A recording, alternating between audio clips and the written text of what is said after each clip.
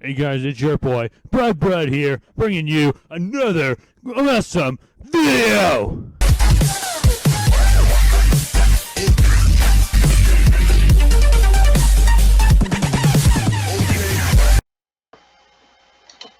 Hey guys, it's your boy, Brad here, bringing another awesome Yu-Gi-Oh! Go Farm Map replay. This time we're doing the deck, the Amazonas deck that you've seen there before, and we're going to show you how potentially scary this deck can be. And I'll be honest, it was kind of sick how I won, but we'll get into the games. This deck is not going to be fucking winning tournaments, but you know what? It's not a bad rogue option, you know? It's uncool play. I think it's the best way to play Amazonas myself, as I said in the deck profile. But let's get on with the replay here, guys. I'm going to stop chatting and bullshitting you. Let's get on with this shit here. Alright, so we're going to start off really good. We got a Pot of Greed, a Graceful Charity. As you see, it's going to get even better. He's got a Pot of Greed, only fair, alright? It's going to set one, fine. Does shoot, that's totally fine. Literally makes no difference. Right, so we're just going to my Chain Master, whatever she's called. No biggie. Right, so we're just going to Rhoda, get an Exile Force. We have guaranteed out for this set, just in case we don't get the, what do you call it? Then we're going to do that again. Going to draw some more cards. Oh, look at that. Both knocks. Perfect. So let's get rid of 2 cards. And then we'll start by using the knock. Banish Sangan. Oh, yeah. Hit in with my Amazonas Swordwoman. 1500 to the face. And we're going to set Ultimate Offering. He's going to activate Delinquent Duo. Totally fine. No biggie. Kind of sucks, but, you know, what are you going to do? So we're going to keep the Exile Force more versatile. YOLO. Keep on hitting in, baby. Alright. He's not going to draw nothing. He's got all bricks. He's playing, what do you call it? He's playing, what the hell is it called? Ritual Chaos, I guess.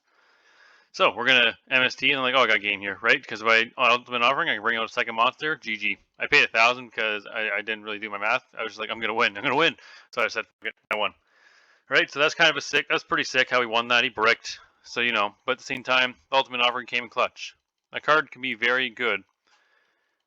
It can be very good if you can get it to resolve, is the thing. If you can't resolve, garbage card. So, anyways, I mean, you can say whatever draft, but anyways, yeah. So we're gonna go on here, continue on, and then we just get the best hand possible. All traps and spells. Like how can you beat that? Like, it can't get any better. So he's gonna unclog our hand, which I'm like, okay, thanks, right? And then, as you see here, I'm just gonna make a totally idiotic play, or maybe it wasn't idiotic, but I don't really know this deck that well. I figured he's probably having lots of Raigeki breaks and stuff like that. So I'm like, all right, we're not going to be able to get over this, as you see here, because he's going to set the fort, right? But as you'll see, they're all bluffs. I didn't know he's on main deck Agree. That was the big thing, right? I don't agree with that in Ritual Chaos myself, guys. I think main deck. I think because even though you're going to have a lot of advantage, you really want to rely on your trap cards, especially your Raigeki breaks and your Phoenix Wing Blast. You really want to rely on those since you're getting so much advantage off your Manjus and your Sanjus rather. Manjus, yeah. And potentially your Sanjus, you're running them too, right? So like, I don't know. I don't really agree with that because of that. But you know, some people do that. I thought of it at first when I first made that deck, but anyways. So yeah, he just sets the fort, and I didn't know he was on main deck Grease, so I'm like, oh fuck. There's no way I'm getting over this, so I'm just gonna take it slow.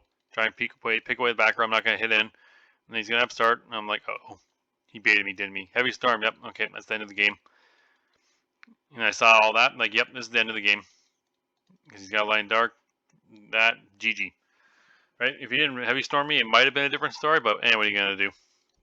That happens. And right here, game 3 is going to be pretty crazy. You're going to see the potential of this deck, and why I think some of the cards I put in here, why I think they're good for this strategy, and why I think you should be using more strategies, as I said in the deck profile.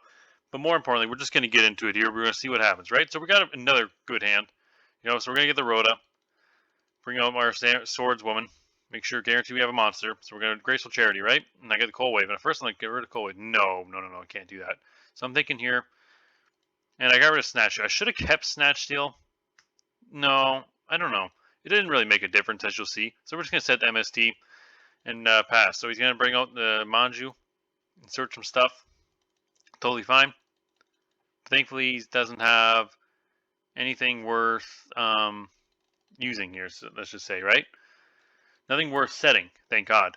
That will really scare me. Can't do anything to me, basically, is what I'm trying to say. So I'm like, sweet, we're going to MST that back row before the end of the turn. And now we're just going to Cold Wave and slow him right down, because now when you Cold Wave against this deck, it shuts off a lot of the deck. Especially if you're playing Rain Deck Decree, you're relying heavily on spells, right? And maybe he sided out Decree because of the Ring. I'm not sure. I think Ring's a card that you would play with Decree, if I remember correctly. So anyways, we're just gonna Cold Wave here, for example. All right, so we're gonna start off by Cold Waving, which obviously he's fine with. Like, well, you can't do anything, so I hope you're fine with it. So we're gonna then bring out Gigantus and bring up the Kaiku. So then we're gonna shut down his graveyard completely as well. Not only shut down his hand, shut down his graveyard, so he can't even BLS me for game out of nowhere, right?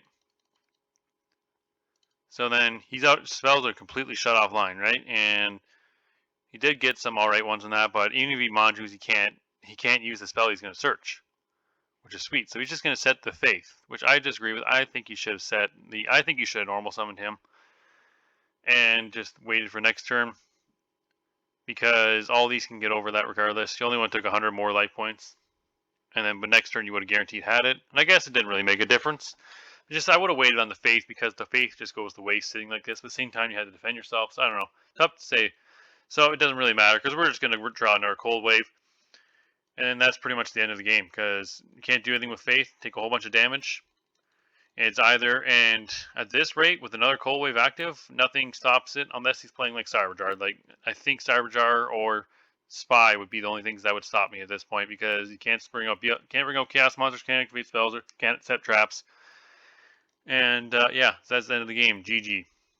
And we left. Yep, that was then. And yeah, so it was pretty sick to see that, how the Cold Wave came in clutch there. And like I said, putting the Gigantus in the deck, it was actually worked out, because all your friggin' Amazonists are Earth after all, right? So, like, you know, he's going to be coming out pretty often if you have all these Earths in there. Right, so slow the game right down. And because we have so many Warriors, we got the Rotas, we just slowed the game right down, hit in. Thank God he didn't have, what do you call it? We been fucked Spy. And yeah, that was the end of the game, because he wasn't playing Spy, right? And yeah, so it's pretty sick. And I hope you guys liked it. And yeah, so that's our Amazon replay, boys. I'll see you in the next video.